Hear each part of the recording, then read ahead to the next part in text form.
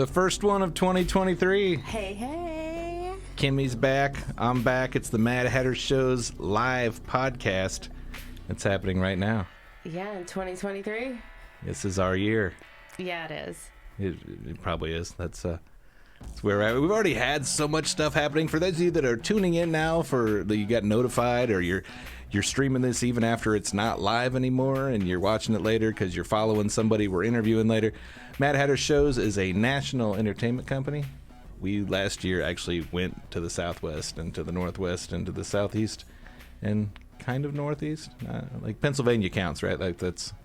Yeah, it does. I was raised in the Northeast, and I was raised in Pennsylvania. Right. So we're not New England and West Coast yet, but we are expanding. We are all over, not just the Midwest, and we put on unique shows, comedy and music and special events. Yeah, it's all good stuff. It's good stuff, and so this is basically letting you know what's coming and letting you in on some of the inside secrets and some of the backstories of the folks we work with. Yeah, absolutely, and getting exclusive chat times with people you love. So exactly, and we can pretend that we hung out during the holidays, which we did not. Totally. I made you a homemade eggnog again. Yeah, that's.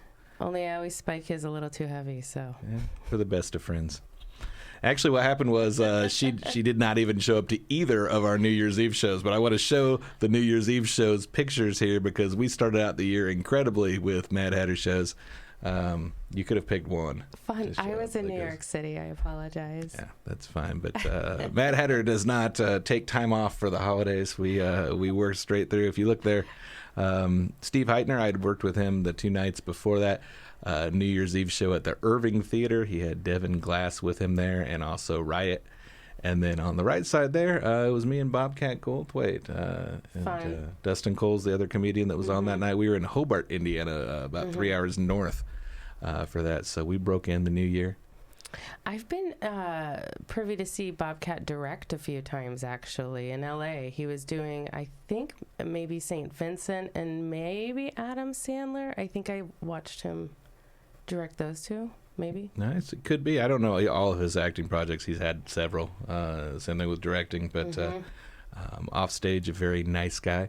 You know, he's kind of cocky and a bully on stage. Off stage, he's like the most gentle guy you will ever meet. He's just like the nicest guy. And we're trying to get some more dates. So hopefully that happens. Yeah. We would love to bring him to more shows here. Steve, too. We're going to try to get them on the podcast down the road. So you never know who we're going to get. But that's how we started the year. And then in 2023, our first show was in Lafayette. And every time that I bring up this person's name, I remember you on the podcast because you said his name in a sing-songy way. Kostaki. Remember the last name? Oh, Amopolis. Kostaka. No, remind me. Economopoulos. You did it during the thing. Economopoulos. There we go. Economopoulos. Anyway, I took a video like, I don't know, 10 minutes before the show started, and we got that in the background here. We were at the Lafayette Eagles Aries, and we tested the limit for how many people we could fit in there. 200 plus there. The little lodge in Lafayette. They've never had that many for a comedy show, and that's how we started the year. So were they a rowdy bunch? They were decent. They liked me too. I sold a lot of shirts. Yeah, it was great. I wore your shirt to bed again the other night. Did you? I do. I smile every time I take it out. I'm like, you're not just the fluffer. You have my heart. That's sweet. That's sweet. We should hang out more in 2023 and not just pretend while we're back here. Absolutely, I promise. When I'm in town, we can make arrangements to do something fun. Awesome. We have 3 separate guests coming up tonight, which is not normally what happens. Normally it's 2. And we had 3 guests together with the Hodge twins, remember, and C-Snacks? Like, we're all together in the fun.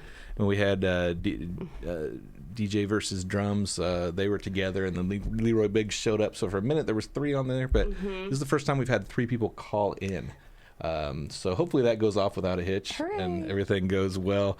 While we're waiting on our first guest to call in, there's another really exciting show that's coming on February the 4th. And see if we can get that picture up on the screen here. See if you recognize these guys. Hints.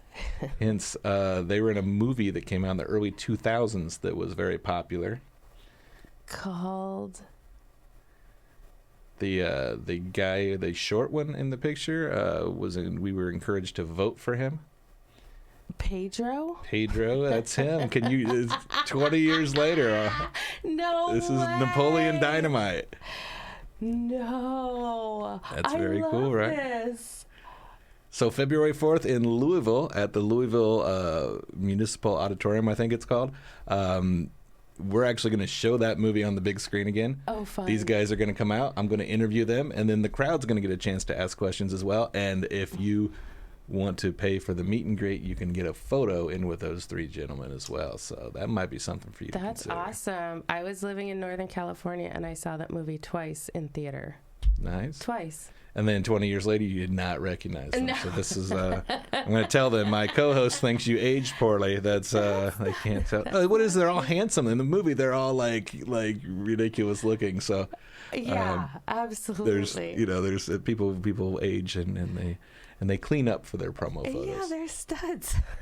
Actually, was in the presence of John Hader a few weeks ago at Steel City Con, but I was just like, I'm going to be working with him later. I can't approach him as a fan yet, but I listened in a little bit on the panel, and I've stole some ideas for what I'm going to be asking when we're getting on there. So that's going to be really cool. You can go to madhattershows.com.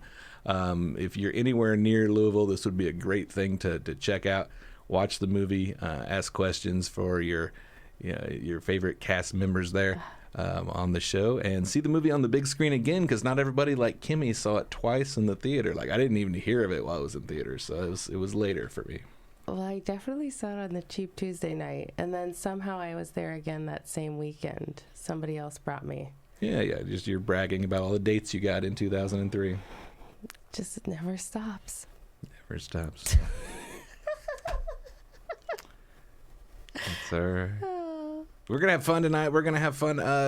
So if some of our old favorites are coming back in 2023, we got some shows with a guy that's, after May, he's taken a year off, he's advertising. But Ginger Billy is going to be back with Mad Hatter shows for some select dates.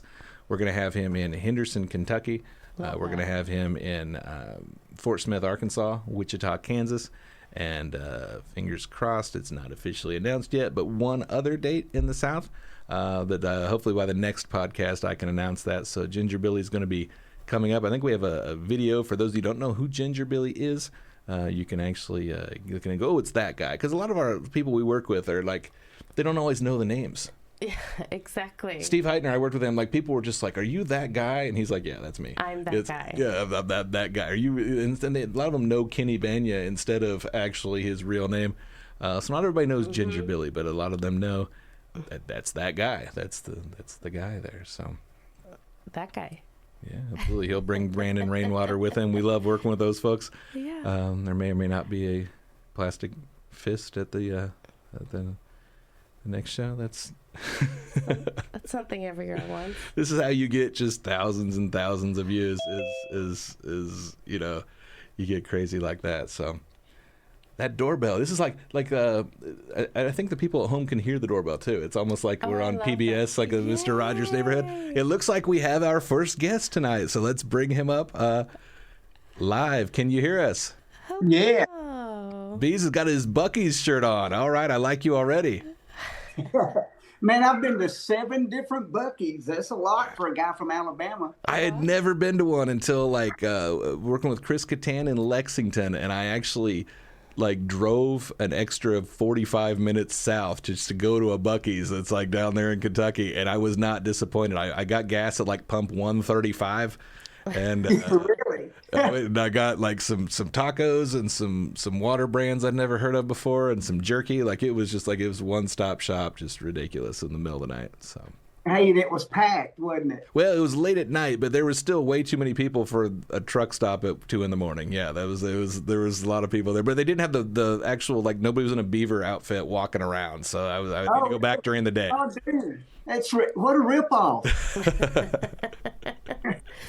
So this is Kimmy. I'm Neil. We work with Mad Hatter shows. I'll be with you on your dates with us coming up in Kentucky, but you're making your debut with our brand. So tell everybody who you are if they don't recognize you here. Who are you?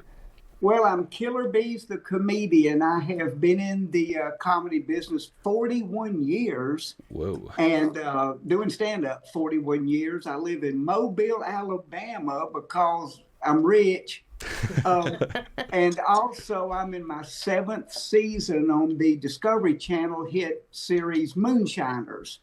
So thank goodness I did not do my homework growing up, or I would have ended up with a job somewhere. So, Right. And that does kill. We were just talking about people that you don't always know their name, but you're like, there's that guy, and people are like, that's the moonshiner, right? Like you get that sometimes where people are pointing and they don't know what to call you. Yeah, and my real name is Truett Beasley, and the way I came up with the Killer Beaz stage name, you know how people will abbreviate your last name, so they call me Beaz since I was little bitty, and when I started doing stand-up back in 1982, I just kept that stage name. I was a blues guitar player in Mississippi, and I'd run out and do my little guitar solo, and people in the audience that knew me would go, that was Killer Beaz. And the people that didn't know me thought they were saying that was Killer Beaz on guitar. So that's how the stage name came about. That's a great thing. We both do stand up. Neither of us have a stage name. So that's everybody on the show tonight has a stage name. We got Tuff, we got Catfish, we got Beaz. Nothing with us. So Yeah, I'm lame. we got to work on that. It's not a good stage name. I'm lame is not a good stage name. I do like that tagline, though. That's Killer Beaz. Yeah.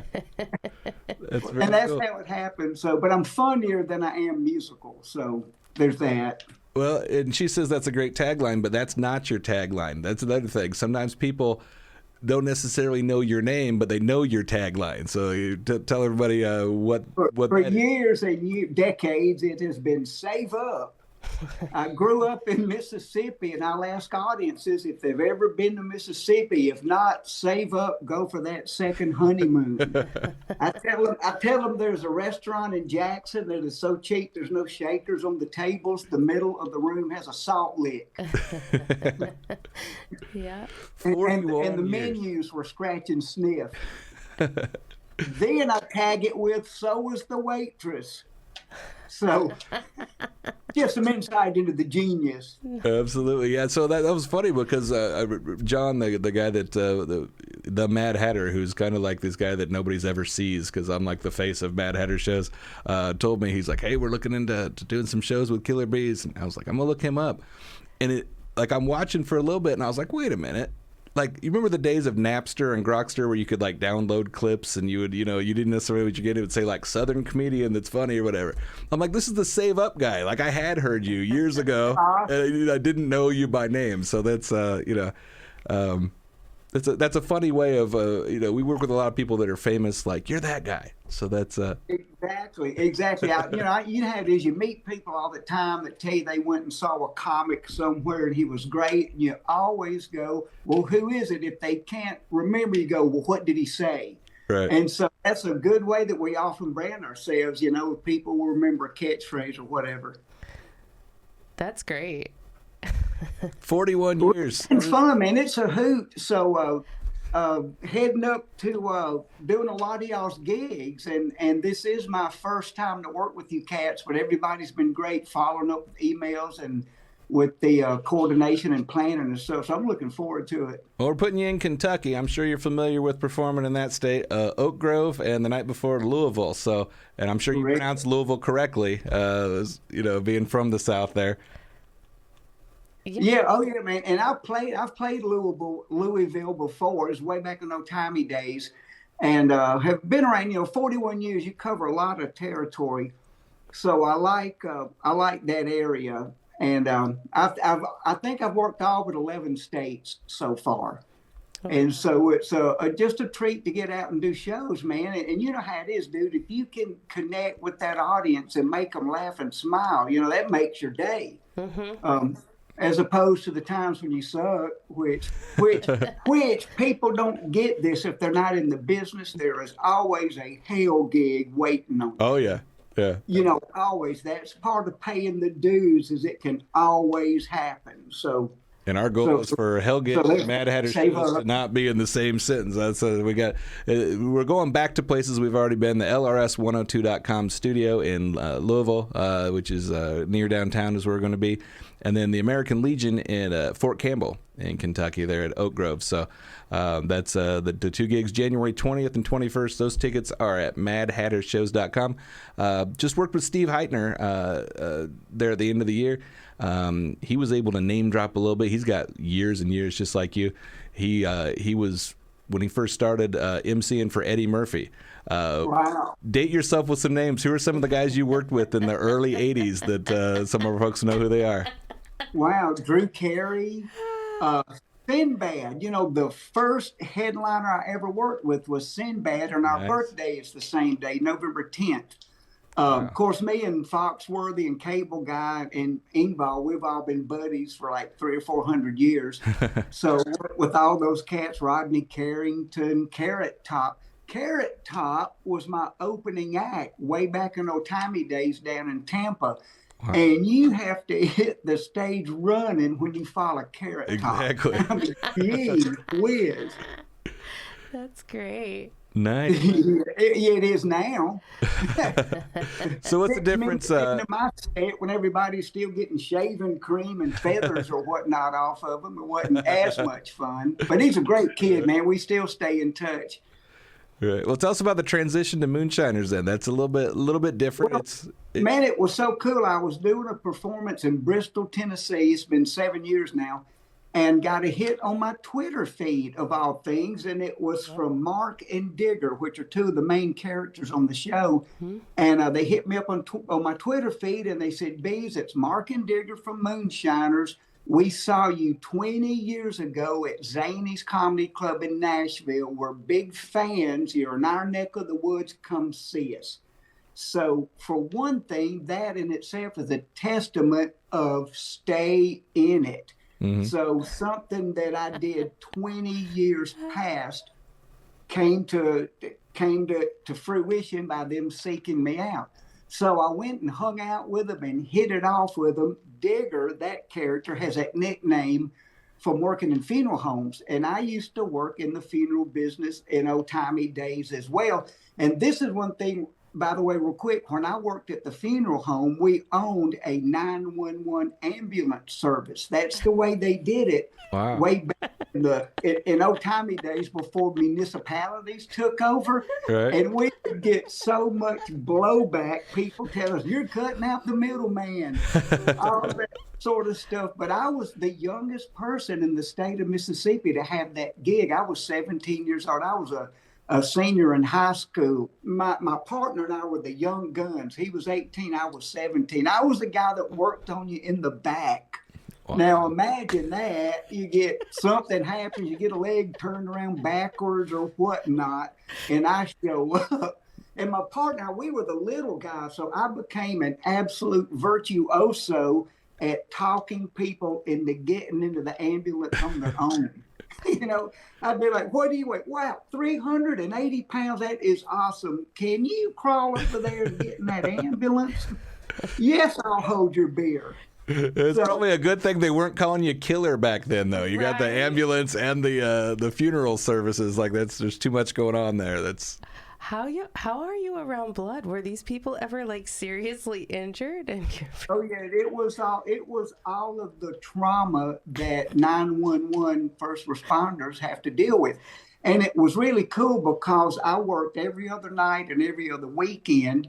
And the school I went to waived the tardy rule because I would be on active calls often early in the morning and not get freed up.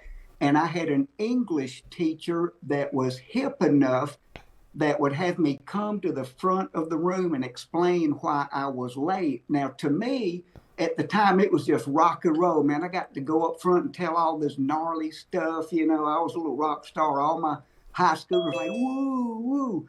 But the thing that was cool about it is, and in retrospect, it was very cathartic for me to spill my guts on what I had been through the night before, because there's not a lot of happy endings or jovial stuff that happens during these emergencies. So that was really kind of a neat thing that I didn't understand at the time, but he did me a big solid by letting me verbalize the things that I had seen and not just ingest them and keep them in there. Mm-hmm. Well, one of the guys that I've worked with recently and actually has done some stuff with Mad Hatter shows is Jake Rubel. He's watching right now and says he worked with you the one weekend too. Do you remember that guy, the Vietnam Jesus?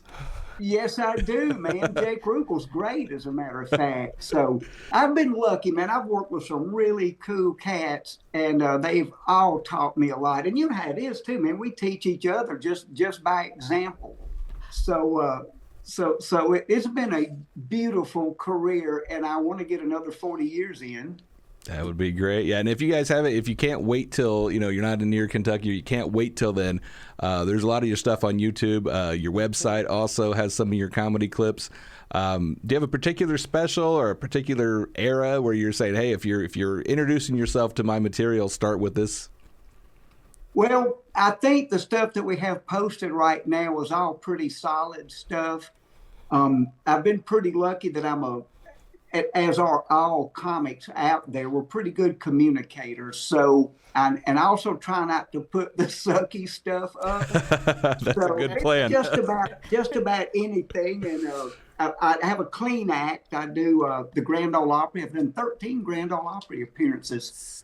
But it's funny. Look at that jacket right there. Look, there's me right there. Oh, that's funny. That jacket was made by that's the Ryman Auditorium in Nashville. The same guy that made Porter Wagner's clothes made that jacket. Yeah. Nice. Yeah, so. Yeah, I've never had anybody ask me what I'm wearing at the, like the red carpet when I do a comedy show. So it shows that you're farther along than me. You've got a designer that's coming up with your attire for that. Yeah, but I'm elderly, so there's that. And if you want one of those jackets, save up. There you go. It all comes back to the tagline. Yep. Louisville, Kentucky, Oak Grove, Kentucky, January 20th, 21st. Go ahead and plug your website, plug all your merch, all that kind of stuff. You got a few more minutes. KillerBeaz.com, spelled Beaz, because we didn't know any better. Facebook, Killer Beaz Comedy, Beaz, and I think it's Killer Beaz Comedy on YouTube. I'm kind of on the other end of the corporation there. I'm the hands-on guy. And Moonshiners, Wednesday nights at 8:00 Eastern time. My episodes will start airing, I think, in about another 2 weeks, and then I'll carry out through the rest of the season. So it's been just an absolute treat and a blessing. And you know this, it's a blessing to be able to make people laugh and smile for a living. Absolutely. I mean, that is the coolest thing in the world. I get so much out of that, and it is very satisfying. Hard to do, as you know, but once we get our sea legs under us, if we will, it is an absolute blessing to get to do this. Well, I've seen a lot of your clips now, and I don't think people are going to have trouble seeing that you're capable of making them laugh on that weekend. So definitely looking forward to that. I've got a hobby as a fan where I collect selfies with celebrities. So the first second I meet you, I'll probably turn into fan mode, but then it'll be business after that. But that's don't be surprised if I'm just like, all right, we're doing this for social media, because I will do that. Well, I'm looking forward to it, man. This is going to be a hoot. And I'll say this to people who may not know, Mad Hatter is becoming quite an entity in the industry. So I'm glad to be on board and be a part now. Awesome. Yeah, we only let the best come to Mad Hatter shows. So welcome aboard. That's what I hear, man. So I'm pumped up about it. We'll see you January 20th in Louisville and the 21st in Oak Grove, Kentucky. Awesome, man. Love you guys. Thank you so much. All righty. Have a great night. Yeah, peace, brother. That's great. It's not often that, like, I'm not sure that Catfish Cooley's the nicest guy we're going to interview, but Beaz is probably going to give him a run for that. What a very cool and generous guy. He's very humble too, because that guy is hilarious. Like, legitimately, like I was like, oh yeah, I know that guy. I just kept listening for the entirety of the special, and he's just solid. Absolutely. You can tell that he's been doing this a long time. He's a solid pro. Quick minute. He's been doing it a quick minute. Awesome. So I heard another doorbell. Do we already have our other guest, or are we? They actually bounced out really quick, so they probably felt awkward. They were. She's like, popping "Oh in the no, middle we're of the early. We're gonna go Yeah, get some cigarettes, and we'll come back." So that's They'll probably come back. I'll keep an eye on. Do the cigarettes, not smoke them. Do them. Killer Beaz, though, January 20th in Louisville, January 21st in Oak Grove, Kentucky. MadHatterShows.com. Remember, we were talking about Louisville right before then too. A couple weeks later, Napoleon Dynamite. So love that. Louisville's such a great town too. There's a lot. There's a lot that can go on there. It's a lot going on. We do a lot of stuff there. Louisville's big for us. Terre Haute, Fort Wayne, Indianapolis. That's Richmond, of course. You've been on stage at Richmond with us. I have. I have. We've name dropped Richmond and embarrassed you there before as well, so I thought I was going to bring that up. That'll never happen again. But all over the place. So Indiana, Indiana, Ohio, Illinois, Kentucky. We do a lot of shows there. But go to our website because you never know. I mean, we're especially with Ginger Billy, Donnie Baker, the Hodge twins. We have become a national company, so we're coming to all over the place. We're actually. It's a secret plot for world domination. The comedy's just a cover. It is. We're not there yet. I still work a day job. I still have the 12-hour shift and the gym before that. And International super spy. Right here. Can't you tell I'm the honeypot? I don't know if that's why they called you honeypot, but that's where we're at. So you look on the bottom of the screen here, you're seeing a lot of these other cities, a lot of these other states. Donnie Baker is South Carolina and Georgia, so we're hitting the Southeast here in May as well. He's coming to a lot of different states. We got several shows with him coming up, so it's an all-star lineup of folks that work for Mad Hatter Shows. It is. They're really great. Like, you're going to laugh. You're going to have a great time. Don't doubt it for 1 second. I don't need your validation. No. I'm wondering about your tattoos, though. They're supposedly out of control. These are out of control, or you just... Out of control. This is I miss you and your out of control tattoos. See, there's several that you can't see. And Jake and I have been on the road together. Jake's worked with the Killer Beaz as well. And I believe Jake's line to me when I stripped down into nothing but shorts to go to sleep is he said, I look like an accountant that went to prison and had to get all those tattoos to fit in. That was... I think it's just your demeanor. You're so kind. You're not, like, rude. Though, I had 13 tattoos. I got them all between 2005 and 2007. And back then, it was kind of a lot. Like, I remember when I first moved to Carmel, I would walk around. I had my legs are tattooed and stuff. And people would, like, walk across the street. It was like I was the hood. I was, like, the tough guy. Now that, like, 13's nothing. Like, there's, like, there's, like, dudes in Alaska getting their face tattooed now. Where's so your it's sleeves, not... bro? Yeah, it's nothing now. So... Jake you lost your edge. You got old. Jake just thinks I'm not cool enough to have them, and he's probably right. So he's just jealous. I got divorced. I wasn't supposed to have tattoos when I was married, and so I got divorced, and I was like, put them all over. So that's what everywhere. That's put a tattoo on my tattoo. There you go. Another new name that's coming. I don't have a graphic for her yet, but another Killer Beaz has not been with us till 2023. Heather Land.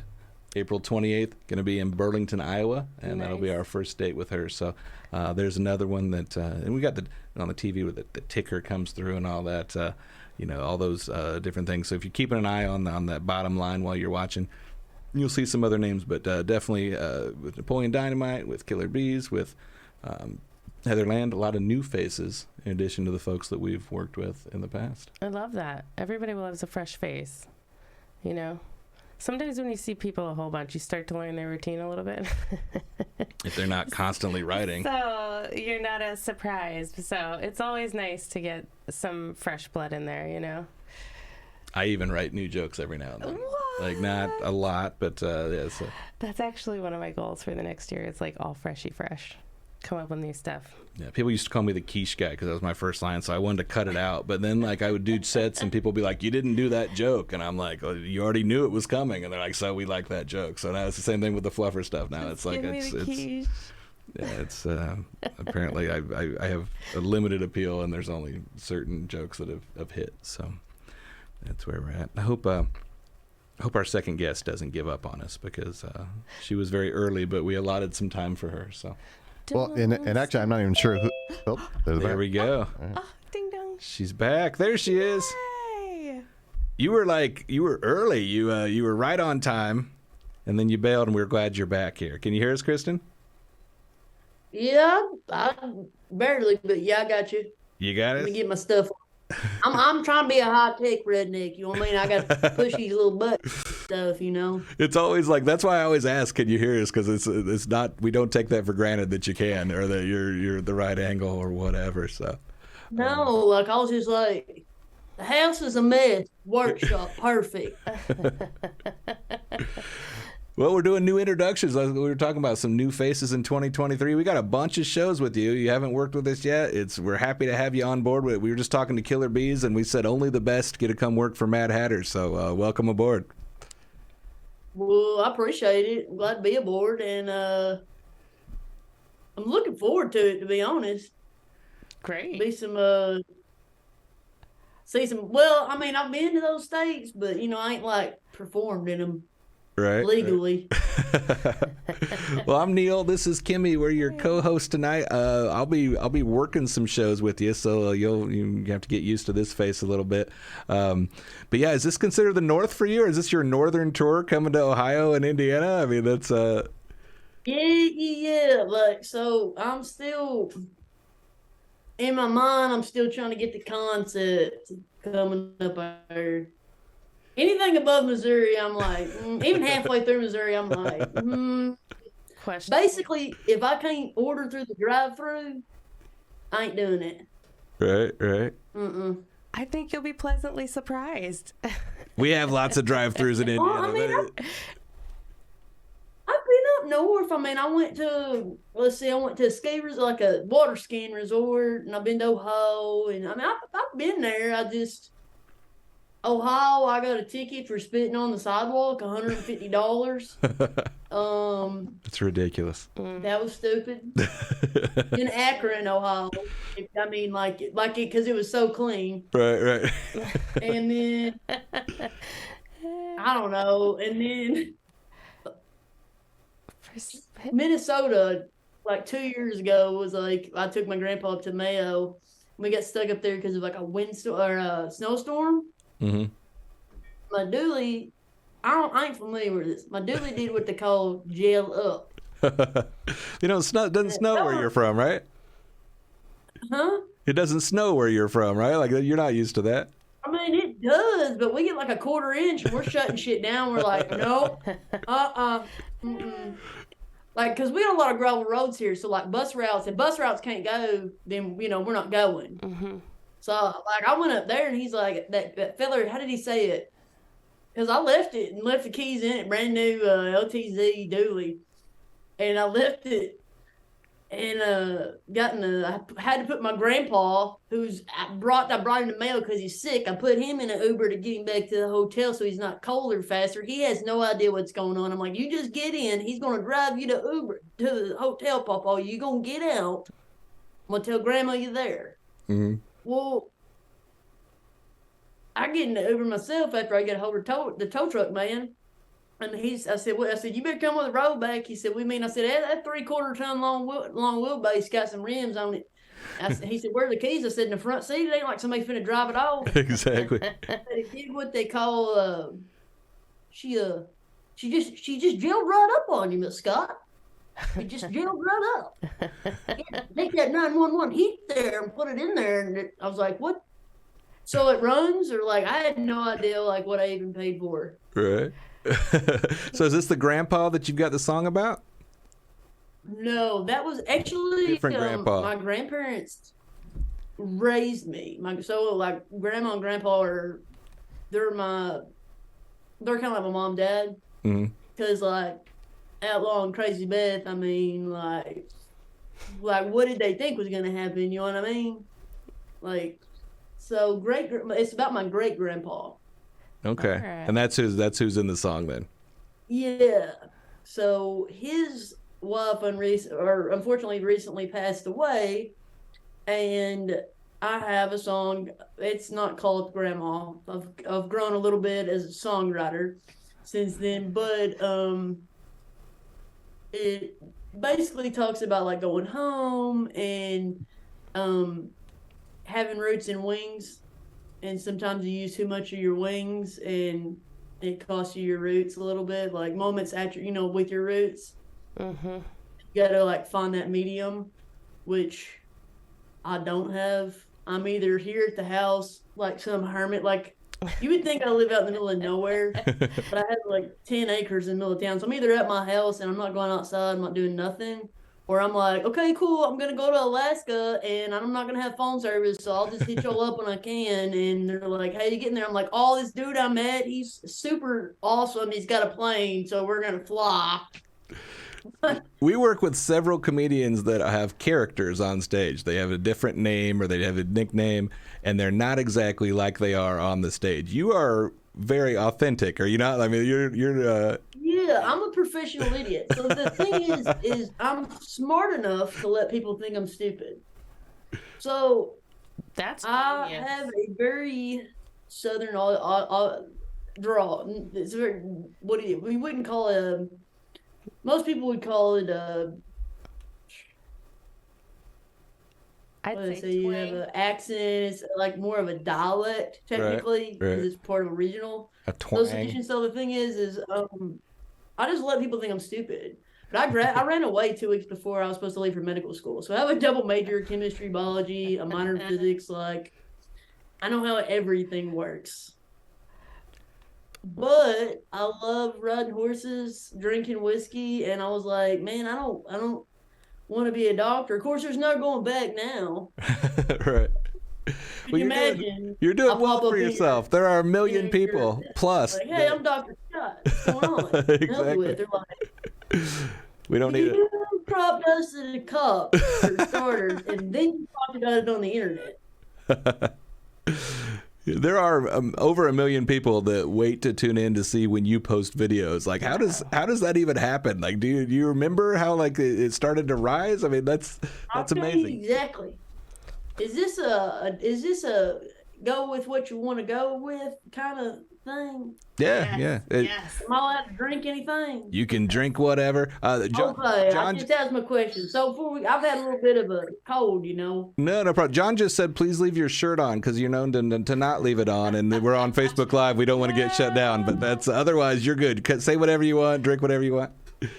Yeah, no, I will leave my shirt on. I don't want to put anyone to shame right now. I'm trimming down and bulking up, I'm getting in that good zone. But no, so in all seriousness, I was breaking horses. I was working at a Western store. I was breaking horses, and I had about 7 or 8 horses maybe I was working on. And I mean, I'm working myself to death because, like, I really never thought about, like, oh, I'll run away from med school, work at a ranch. Then the guy that I was the manager. He brought his son in who had worked at John Deere but never farmed, and decided to make him the ranch manager. Well, they were people who had enough money to want to play cowboy. And I told him, I said, when these come in, I've set up a separate pasture. They've got to quarantine for 2 weeks. What does he do? Puts them in with the rest of them. Oh, no. So, no. So I loaded up my horse that they were all on ATVs and stuff. I loaded up my horse in my truck and left. I said, deuces. The dude was like, what's going on? I was like, well, I'm leaving and I'm taking your daughter with me. So it's not like the song, you can't actually date the farmer's daughter. It doesn't work out very well. I did take her with me for about 6 or 7 months. I don't know. She's all right. Anyhow, back to it. I got the flu. And I caught everybody, each of these individual people. And I've never had the flu until then. And haven't had it since. But I'm told I can't breathe, can't nothing. And I said, your horses will still be exercised, meaning they'll be let out and this, that, and other thing. This week's worth of food, whether you're feeding, $8 bag feed or you're feeding $40, 60, 70, whatever, that's, it's on me for this week. And people start texting. I go nuts because I had my Facebook set to public. Because I wanted people to be able to see what I could do with a horse. Yeah, yeah. I didn't think about the fact I made a video and I said, listen here, I'm sick. And I said, oh, you son of bitches keep texting me. I'm sick. I feel like I'm about to die. I told you your horse was going to be exercised. Out of the 7 I got, maybe 3 of them don't belong at a damn glue factory. If you got a problem with it, come get them. I don't give a shit. And just post the video. It went viral.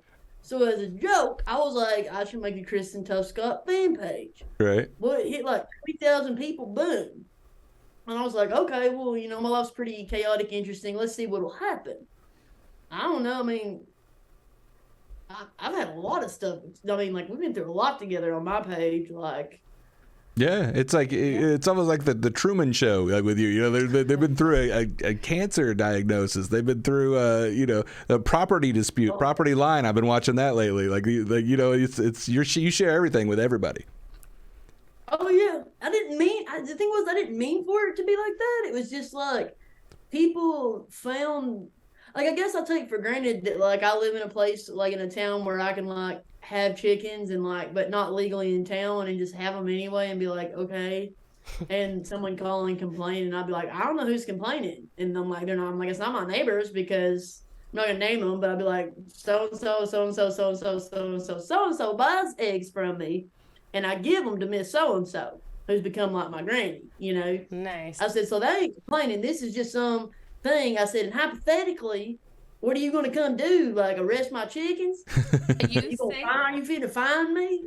My friend's chickens got a restraining order put against them. What? I'm not kidding. In Pennsylvania. They said little 10 acres. How you restrain chickens? They wasn't free range or nothing. They was in a cage. Oh, these were allowed to go out. They were on the neighbor's property one too many times, so they called the cops, and the cops wrote a restraining order for the chickens. See what? And she had to pay a fine. I love police. I do. I back the good ones, because let me tell you, I've got friends that are police, and they hate the bad police as much as we do. They do. I mean, I've seen some stuff being from down here. I mean, tell you something, like, there ain't nothing about a good cop hates worse than one that's like excessive force, excessive whatever. I mean, like, just because I like Aunt Helen does not mean that I've not seen a situation with whatever color you wore and pulled out my phone. You know what I mean? Yeah. Because that's the easiest way today to just have literal, there is no gray area. This is exactly what happened. Yeah. Exactly. So because I kept telling this one fella he was getting arrested. First of all, he was asking if he was detained, and they said no. So he went ahead and walked off. And then the cop grabs him by the wrist and throws him down, and he was like, screaming and stuff. And I was recording it, and I gave it to him, like his mama, to give to their lawyer and stuff. I was like, because I said you can hear it loud as day, like right as day. I said, he says he's not detained. He says, thank you, sir, have a nice day, and walks off. But with the police thing here is, we got some that want to wear a badge around here, and they want to Barney Fife around this little town. They don't want to do shit. Sounds like my I called about DUI trespassers up here, and they didn't want to.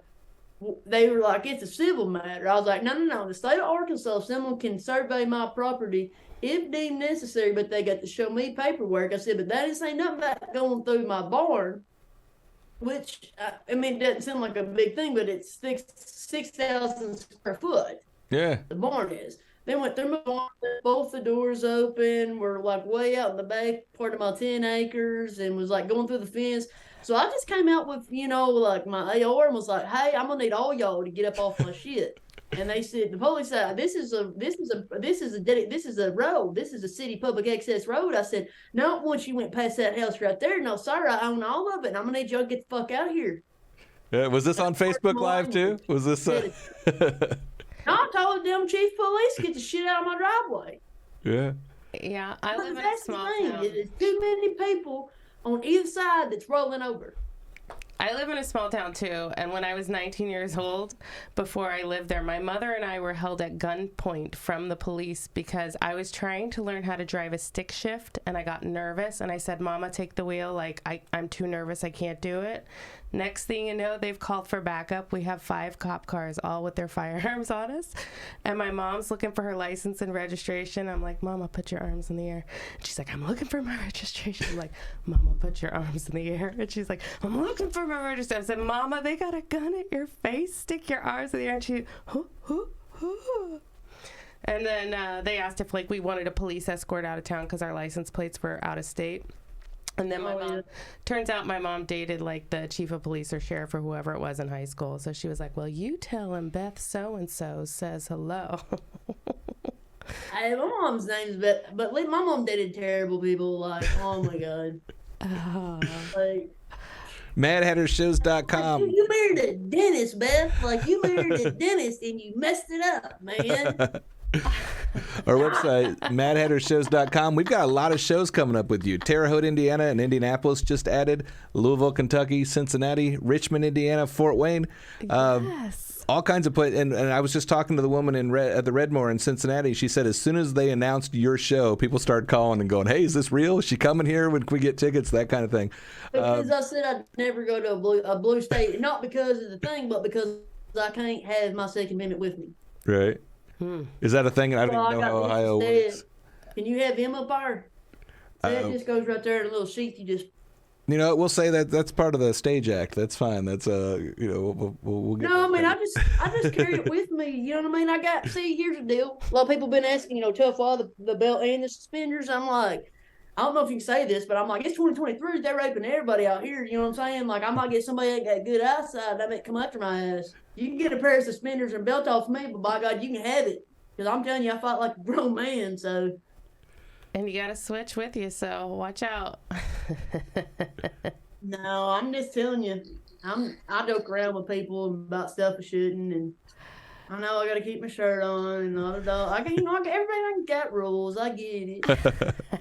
But obviously, you're endearing yourself to somebody. If you're hitting 7 digits of people following to watch everything that you do, so does that get tiring sometime for you, or do you embrace that where everybody is watching your every move? Well, I embrace it from a learning standpoint because I have a lot of friends who they didn't understand like why down here, like that we're so big on this or we're so big on this, and like I explained to them, I'm like it's like it really is tradition. It's how we've grown up. It's the way that our great grandparents learned that taught our grandparents, and I said it only becomes an issue when it's a small-minded thing. When it's a small-minded thing and it is not getting, when it's not being handled or addressed, or even criticized in something.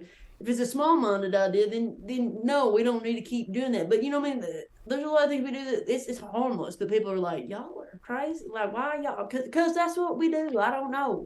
Why do we blow stuff up? I don't know.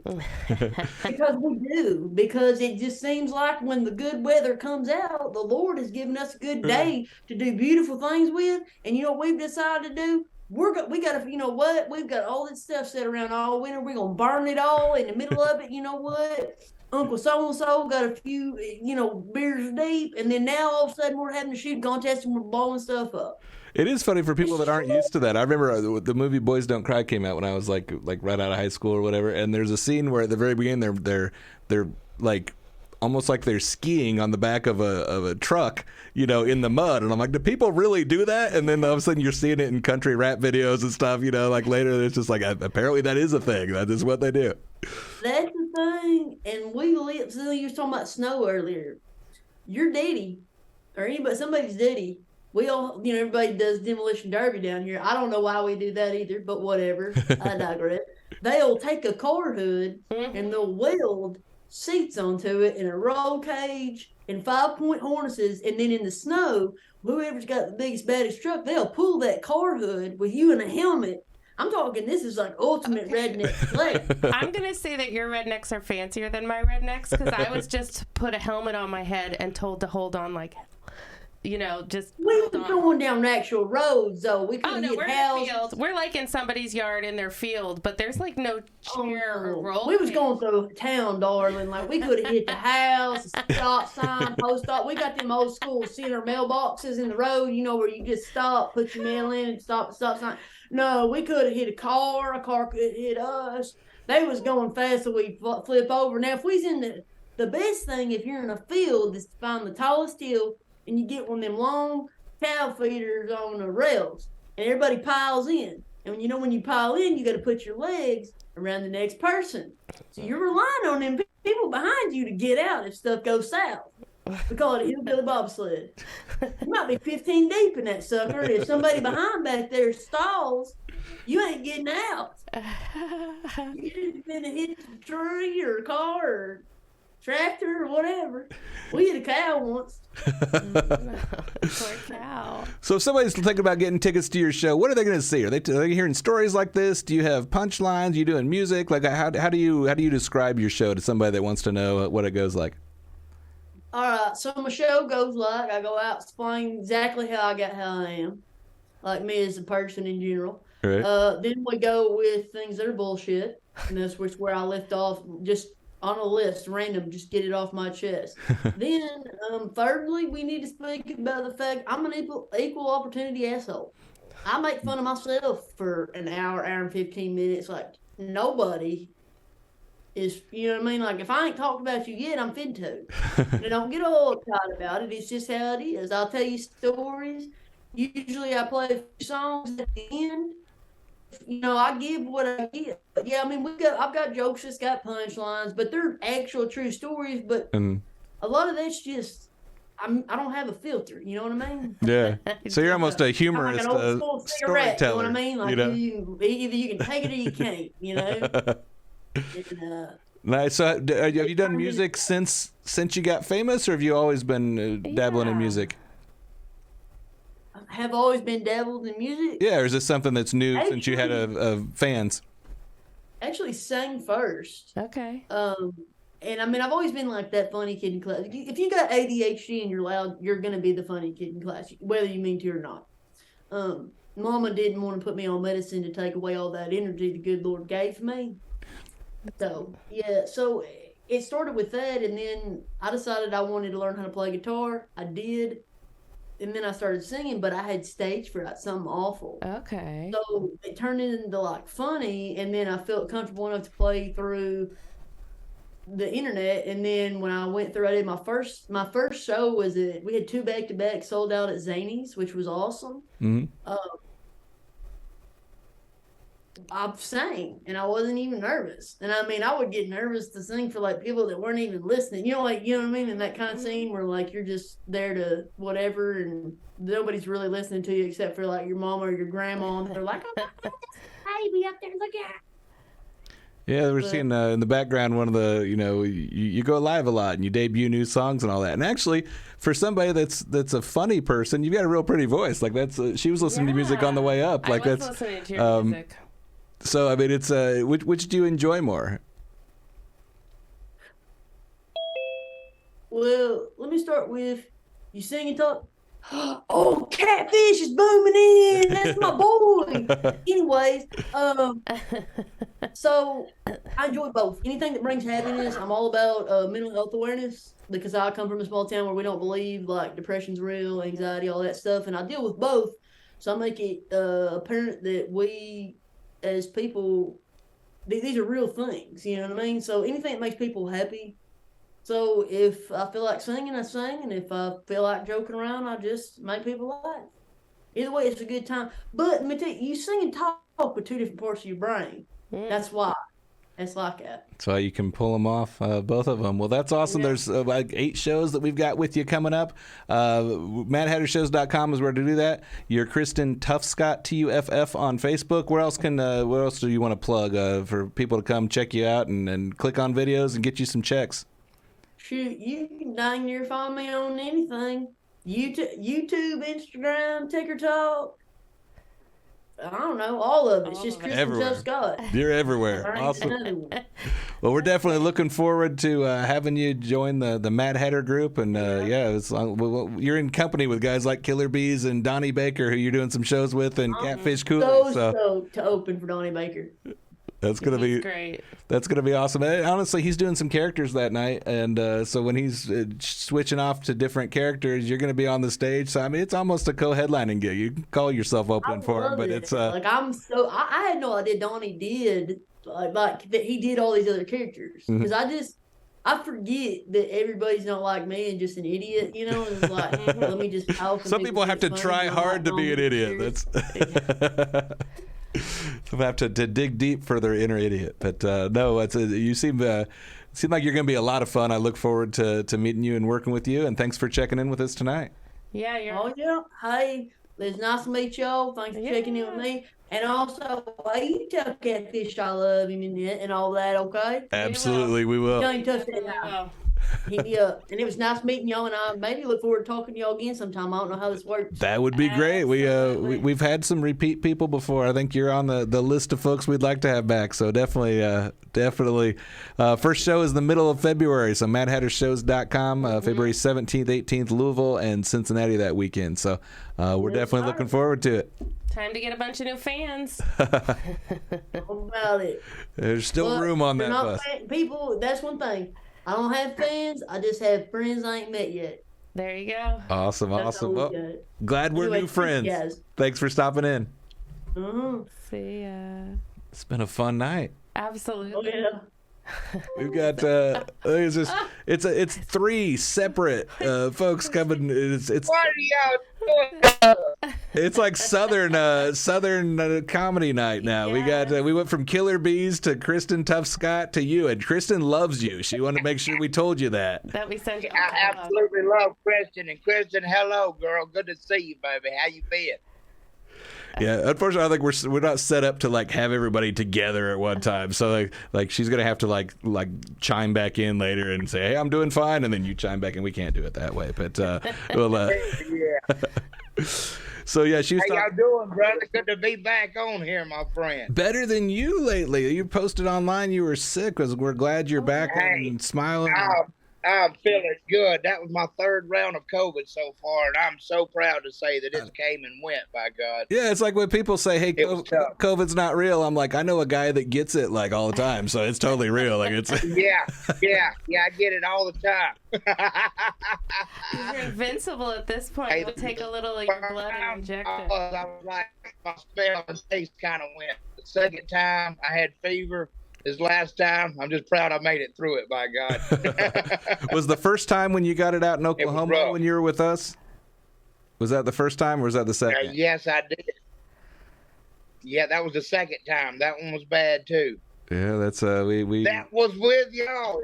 That was with me, and I didn't catch it. So that's Andrew Kahn was there, and it was you, and it was he was down for the count for a little bit too. Yeah. We had to reschedule him, and Yeah, I remember I actually got pulled over by a cop on the way back, and when he walked up to the truck door and I rolled the window down a little bit, I was like, "Hey, brother, there's 4 people with COVID in here," and he's like, "Are you Catfish Cooley?" I was like, "Yeah," and he was like, "Well, let me get a selfie," and he got a selfie, and he was like, "Be careful." I was like, "You too, brother."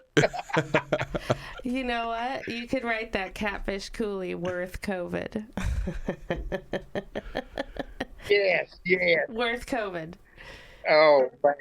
That is awesome. So, yeah, we did some shows with you and you were storytelling, telling jokes and being silly. And then you decided, hey, I want to go be good at something else. And now you're doing music. Like, what's that transition been like for you?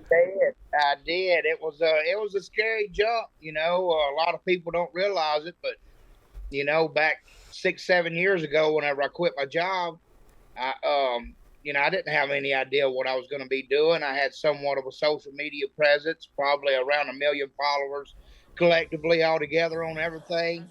And I started, going and emceeing, opening up for a lot of the country rap guys. And I've been friends with them throughout the years. And, kind of one thing led into another, got into comedy, toured with Ginger and Andrew and Gordo Loco, Darren, and, did a shit ton of shows, did a lot of shows with Donnie, and absolutely loved it, and got to a point where I just didn't feel comfortable on stage anymore through some, personal endeavors I went through management and other shit. And, I always like to test myself and push the boundaries on what a fella can do in this world. Practicing the rap stuff, and hell, I started calling all my buddies and letting them listen to it. They're like, "Where the hell have you been?" I was like, "I'm coming, baby." Isn't that wild that some people, they have a crisis or they get burnt out on something and they just leave? The best songs I've ever made the last 2 days after being sick from COVID. It's the craziest shit I ever seen. Yeah, it's wild. I mean, some people they take off when they get discouraged. You just go into something else and start doing well with it too. So that's Yeah. Well, I'm more comfortable on the bottom. I've noticed. If things are going good and I got some money in the bank, I'm nervous as hell. I'm like, something bad's gonna happen. You know, if I'm on the bottom and I gotta grind and go back to work, it gives me something to look forward to. And I'm the most positive sumbitch on the face of the earth. My God. This has been a really fun show because I said like I'm not used to a lineup where Catfish Cooley's not the nicest guy on there, but Killer Beaz is giving you a run. I don't know if you've met that guy before, but it's just like Never got to meet him personally. I love his content, though. He's wonderful, brother. But you're probably the most down to earth person that I've ever worked with. It's just like, you know what I mean? Like there is no like, hey, I got 4 million people following me. You know, you treat me like I got 5 million following me. That's a great thing. So. Yeah. So your next show with us is actually a music show. That's you and Big Murph. Are you doing some stuff by yourself on stage, or is it all your stuff from your Milf and Cookies album, or what can people expect? It's a mixture of me and Big Murph, one of my best good friends, and we got.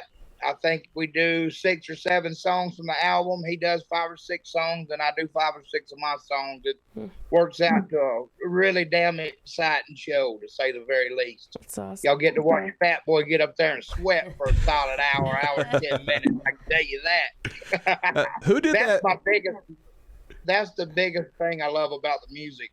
You know, I like writing the songs. I like getting them made. I like the videos. I like all that. But actually getting them performed on stage and then get off stage and hang out with everybody after that energy and hanging out is the comedy was amazing. I'll say it takes more balls to get on a comedy stage than to get up there and perform music.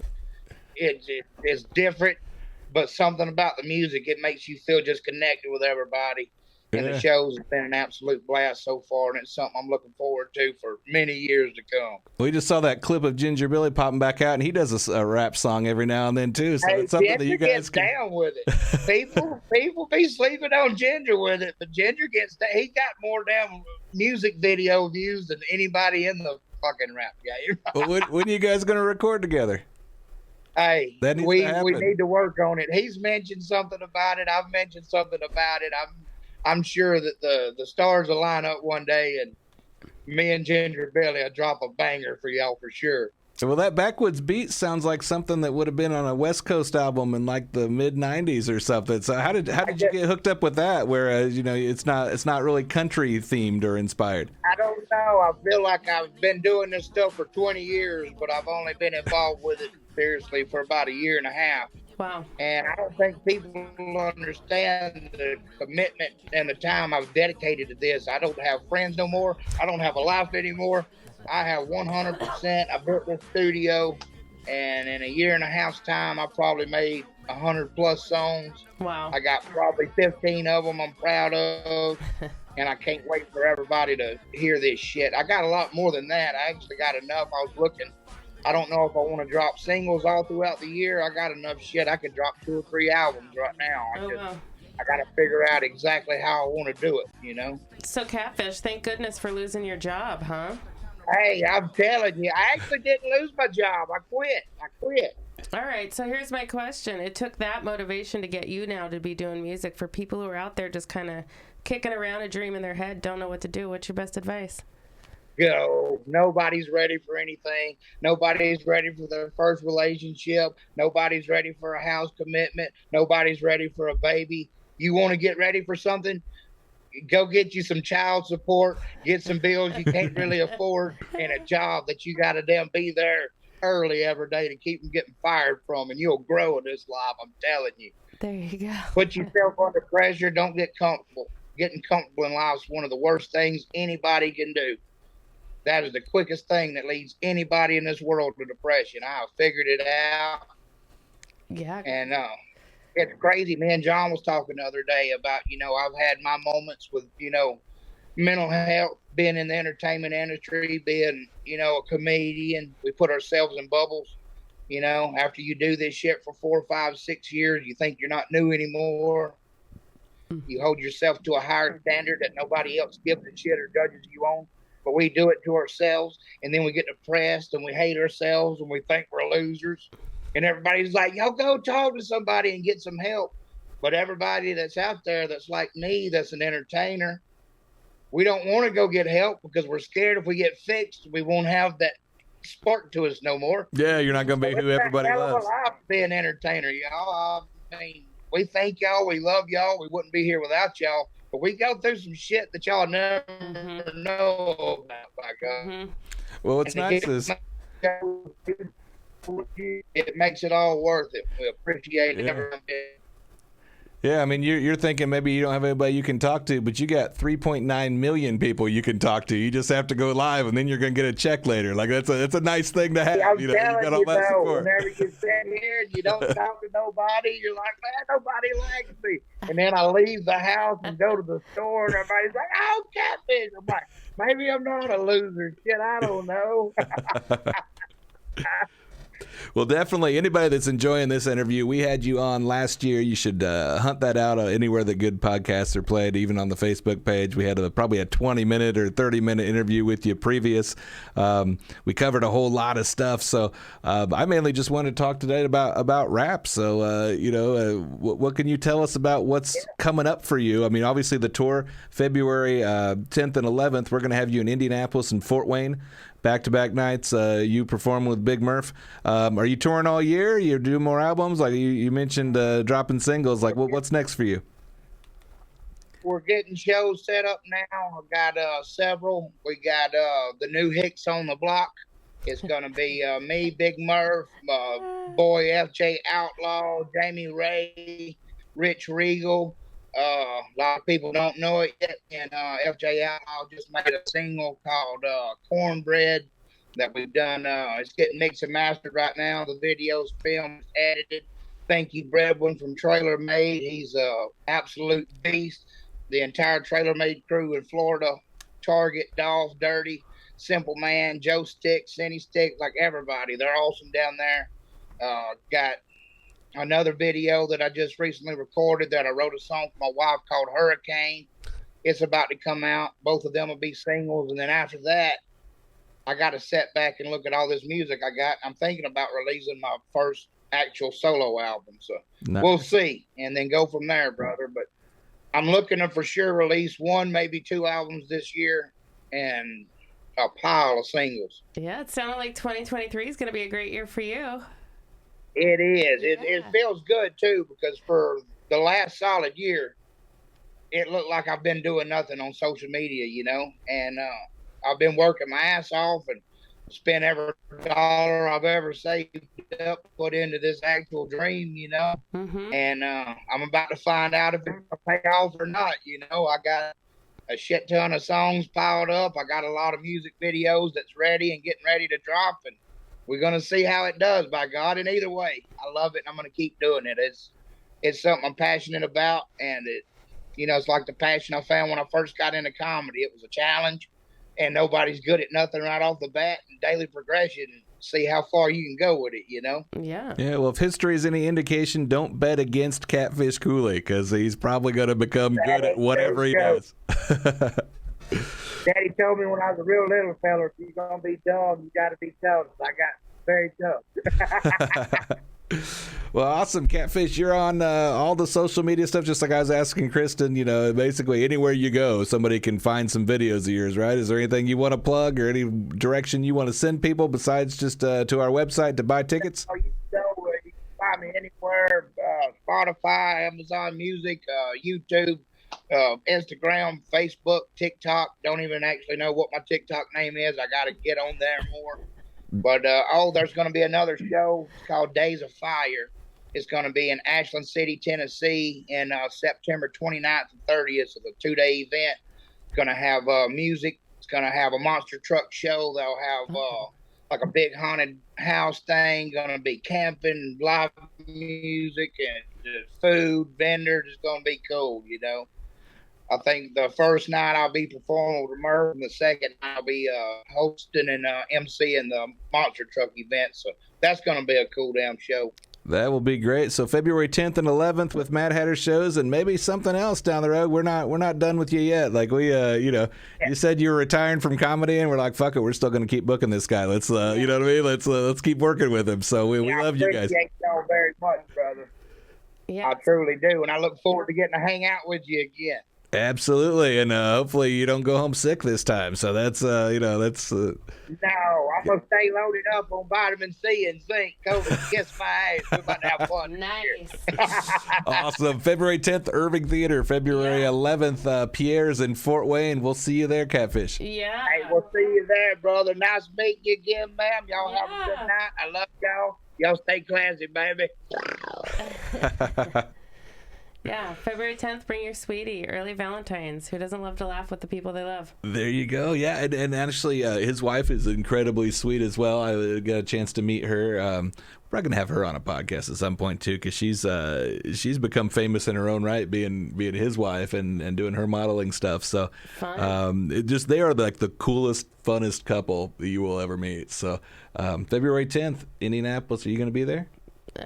Potentially. Can I put you on the spot since we're live right now? Potentially, I might also be in California because I'm going to Cancun shortly thereafter. Cancun, that. and you were talking about being in Utah before. Like Exactly. we can't pin you down, but not exactly. It's the beauty of the life on the road.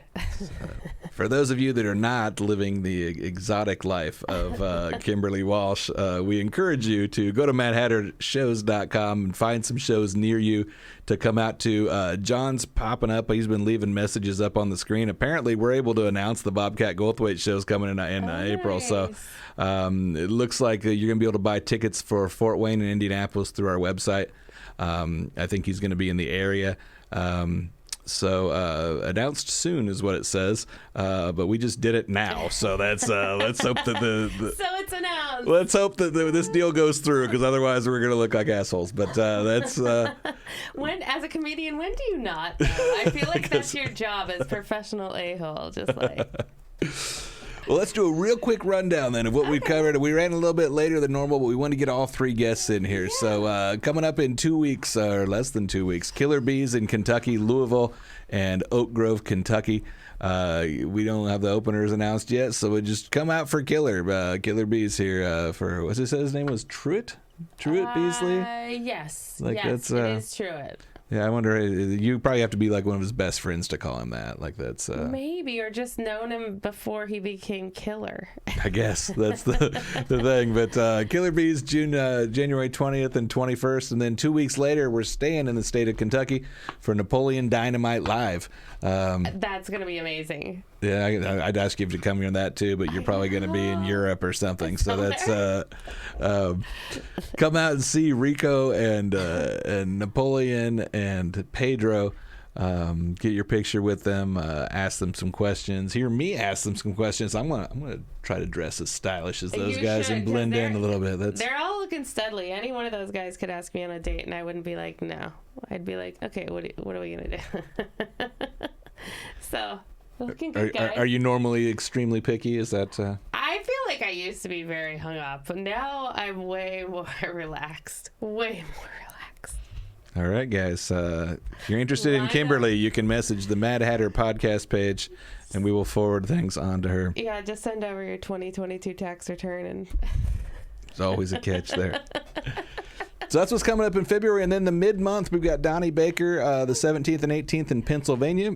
And that's the first weekend we're going to have Kristen Tuff Scott. So check out if you're in Pennsylvania, come out and get your Donnie Baker tickets. We'll be in Altoona and Williamsport. We're starting with Cincinnati and Louisville for Kristen. And this whole broadcast, we've had the different dates and cities popping up there. We've got 8 total with her, including 2 we just announced today. So if you're in the Midwest, there should be something that's reasonable driving distance to come out and check out Kristen. Mm-hmm. We may have more shows as the year goes on, but we definitely have those 8 in store for you. And Ginger Billy tickets as well are going to be available. Heather Land tickets are coming. It's just amazing what we've got going on. Bobcat Goldthwait now. Mm-hmm. So we usually do that rundown at the end. We're going to spare people the rundown. We'll do the rundown next time. Give somebody to look forward to with the videos in the background. We've been here 75 minutes. We appreciate all of you that have been here for any of this time. You're rewatching it. You've been watching it live the whole time. Some of you guys have been leaving freaking comments this entire time. We love to see Sandy Resk posting here too. Check out Sandy on the Scene on Facebook. My T-shirts, Champagne Urbana Comedy. Shout out to those guys. I got this shirt from Jesse Tuttle. There's so many things out there that we're affiliated with. We know a lot of great people. We have a lot of fun. And we would love for you to follow us on Mad Hatter Shows, the page. Follow our podcast. Go to our website. Come to some shows. You can see a lot of people are figuring this out. So yeah, it's great. I told you, world domination. World domination. We're going to be back in 2 weeks. Our guests for that podcast are tentative. But I do believe we're going to have Big Murph here, who is actually co-headlining those shows with Catfish Cooley. So we would love to see you here on the 24th. In the meantime, check out our old archive. Go to our website and, stay just happy. Have fun. Yeah, just be stay happy. Be happy. If you can't be happy like the 3 people we saw here tonight, even the ones that said, hey, I got mental health issues, like, have fun. Get into comedy. Watch comedy. Watch these videos. Life's too short. It is. All right. We'll see you next time, guys. See ya.